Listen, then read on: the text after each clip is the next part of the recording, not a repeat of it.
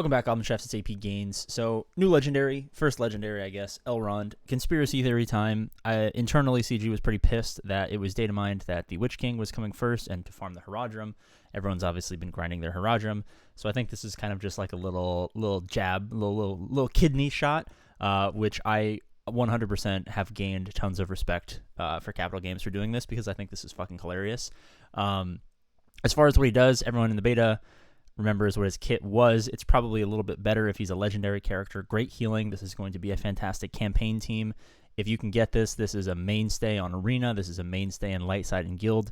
This is going to be probably a huge character for the raids. It's going to give you longevity. He has got a crazy kit.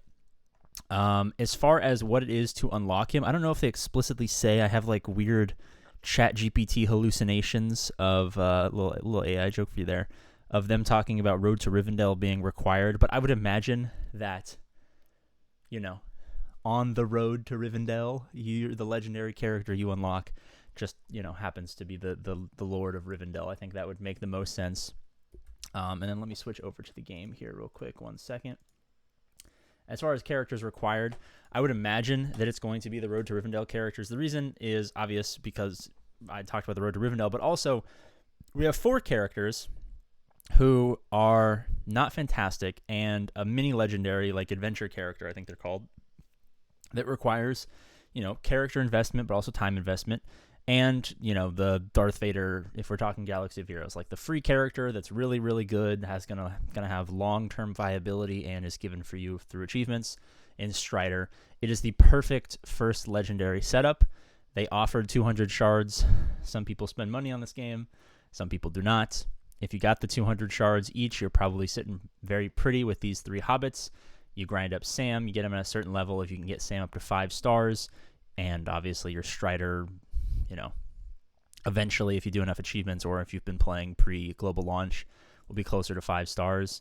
Yes, thank you for selling me stuff, CG. I appreciate that.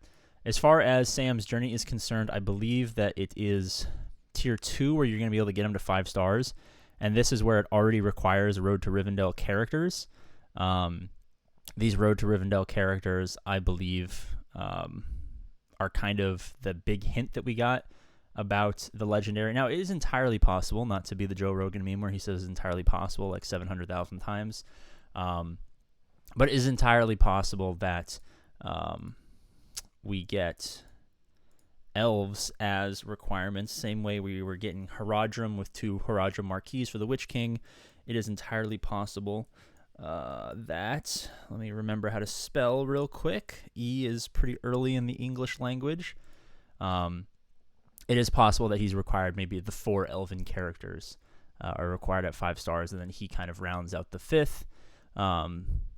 That is also a possibility. I honestly couldn't tell you which is which as far as what the actual requirements are. I think it's going to be if they've tuned up his power enough to where he truly is legendary, because he was good in the beta. He was very, very good, one of the best characters. If they've tuned him up a little bit, I think he's probably going to lean towards Road to Rivendell, right? Because it's going to be, you had the opportunity to purchase stuff, you had the opportunity for the premium character to be there, but also an adventure character that would require serious investment to get him to a level where you could have all 5 of them at 5 stars and unlock the 5-star unlock of Elrond. All right. So if he's spectacular, I think that's a more likely route. If he's more,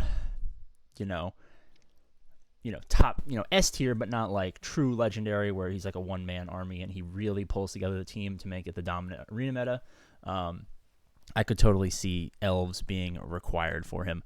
I actually have not clicked on any of the elves. I don't know if any of them are farmable. So 5/5 Shadow for Elrond here is ridiculous. Who is this? This is 2/1 hard light side. Okay. That's, not the worst thing in the world. Over here we have 2/9 light, which is not the end of the world either. I don't think I've gotten that far. Not 100% sure. I also don't do a ton of campaign battles. I mostly just grind gear and stuff like that. And then this last one, 3/9 Shadow. So I would say as far as the elves being a requirement, the investment is going to be kind of steep. If we're talking instead of elves, if we're talking more Road to Rivendell, obviously you can buy, but Strider, you're going to get a lot of these shards from doing your daily objectives. Obviously, I think it's the only place you can get them. I'm not 100% sure. I think they maybe offered shards of him at some point. I'm not 100% sure. As far as Frodo is concerned, farming purposes, a relatively mid-game light side node, just not the end of the world. Sam, we talked about. Sam is going to be acquired through his adventure. Pippin is 1/5 guild, so you can get Pippin up pretty easily. Pippin's a pretty underrated character. Actually, I take that back. He is not underrated. He is accurately rated as not being good. And then Merry is a mid-game shadow farm. So both teams, if you're not spending money, are going to be difficult to farm. So I doubt that if this is coming, I think they said, let me tab back over to this real quick so we can go over like actual language that was used. The raid I know is Q3, I believe. Let me control F Q3. Yeah. So the raid I believe is coming Q3. As far as Elrond, I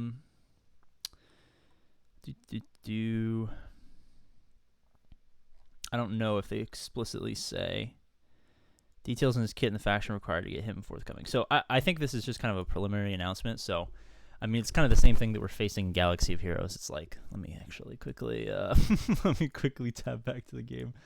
It's something similar we're facing in Galaxy of Heroes, where it's like we have multiple big things coming and you just don't know what the requirements are. So, like, do you farm up your Road to Rivendell to 5 stars? Do you farm up your Elves to 5 stars? I think it's kind of the same thing as we have in Galaxy of Heroes. Is like just hoard crystals, just hoard gear. Hoard as many luminous crystals as you can possibly get your hands on. Every day, every single luminous crystal node I have, when I do my energy refreshes, I do 2 refreshes of all the luminous crystal nodes.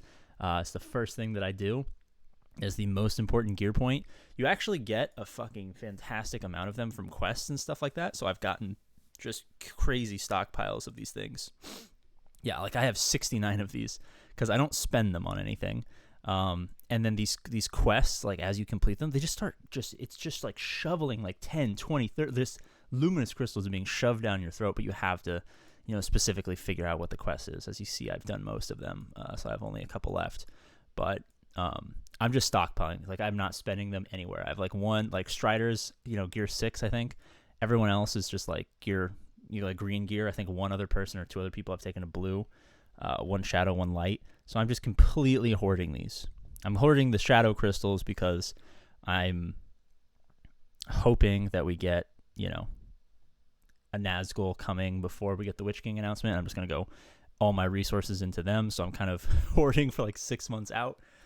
Which is maybe not advisable because I should be grinding in Arena, but the same thing with the Luminous. I'm going to see if requirements are within striking distance from Elrond. If not, I'm just going to dump them into my Rohan Arena team and try to get some gems that way. Yeah, thank you guys for watching. Subscribe. As always, I love you, and I'll see you later.